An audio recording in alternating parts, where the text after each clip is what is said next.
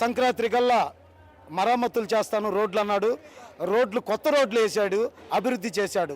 మరి ఈ విధంగా ఈరోజు ప్రజలు ప్రయాణం చేస్తున్నారంటే ఎక్కడా గోతులు లేని రోడ్డు, గోతులు పడల అంతా సంక్షేమంగా ప్రయాణాలు వారి ఇంటికి చక్కగా చేరుతున్నారు.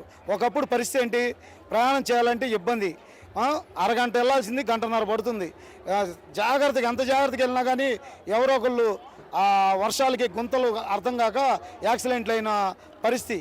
అందుకని తప్పనిసరిగా ఈరోజు అందరూ ఆనందపడ్డారు, అందరూ సంక్షేమం వల్ల ఆనందపడ్డారు, అభివృద్ధి వల్ల ఆనందపడ్డారు. మళ్ళీ ఇప్పుడు ఎలక్షన్లు పెట్టినా కానీ మేమనే మాటలు కాదు, ప్రజలనే మాట.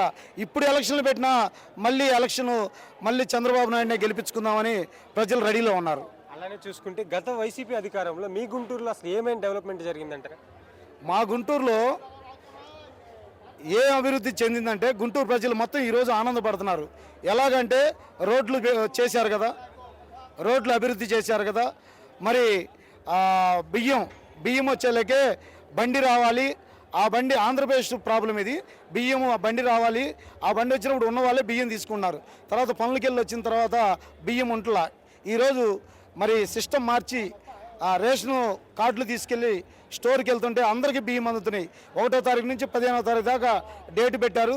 ప్రతి ఒక్కరు బియ్యం తీసుకోగలుగుతున్నారు. ఈ విధంగా అనేక అభివృద్ధి కార్యక్రమాలు మా గుంటూరు పట్టణంలో ముందుకు తీసుకొచ్చారు.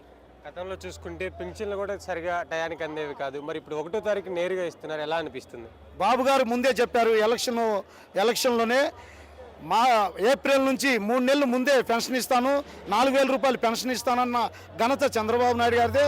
మరి 4,000 ప్లస్ 3,000 7,000 రూపాయలు ఇచ్చి ప్రజల్ని ఆనందపరిచారు.